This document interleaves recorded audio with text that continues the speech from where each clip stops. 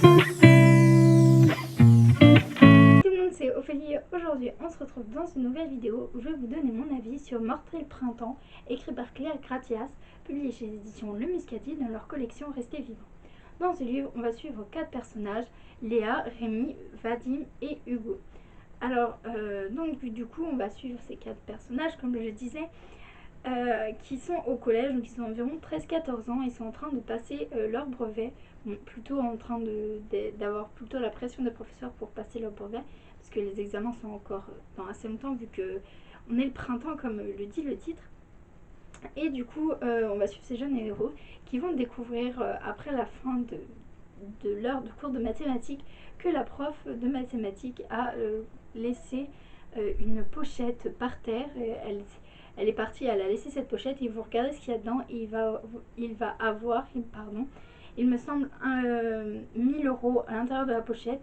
Et du coup, Vadim va se dévouer pour aller rendre cette pochette à la professeure dans sa maison. Et du coup, les autres le laissent faire.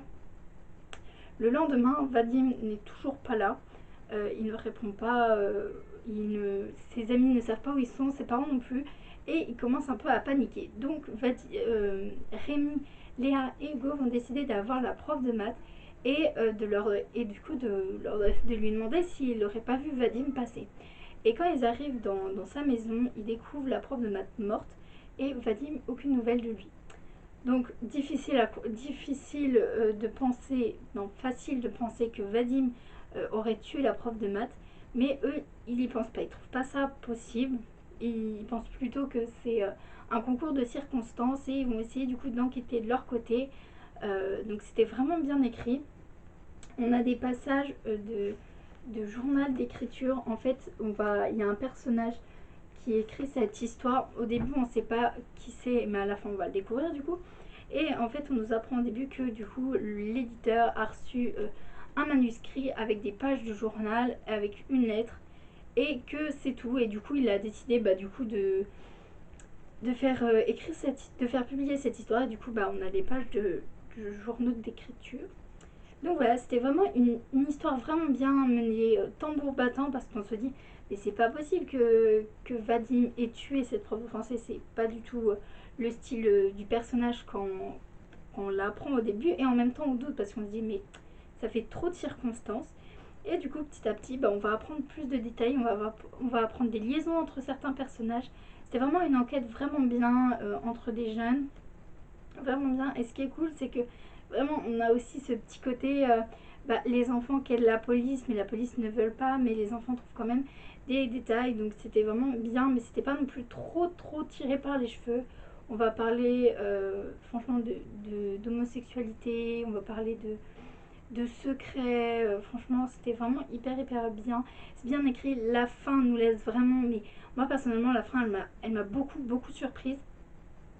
Au début, je me suis dit, voilà, on a la fin du coup de l'histoire. Voilà, c'est bouclé, c'est carré, la personne est mise en prison pour meurtre. Et voilà, et non, parce qu'à la fin, il y a une lettre qui nous en apprend un peu plus même que ce qu'on aurait cru. C'était vraiment hyper bien. J'ai vraiment beaucoup aimé que l'auteur nous laisse sur une fin qui retourne tout notre tête. On est vraiment là, ah bah oui, on l'avait pas vu. C'est un lien avec le point de vue aussi, avec comment c'est raconté. Franchement, c'était vraiment bien. J'ai passé un hyper bon moment. C'est vraiment hyper. En plus, on est le printemps. C'est vraiment hyper bien pour cette saison. C'est frais, c'est rapide à lire. C'est assez, comment dire, assez entraînant. Ça se lit hyper facilement et franchement, c'est hyper bien écrit.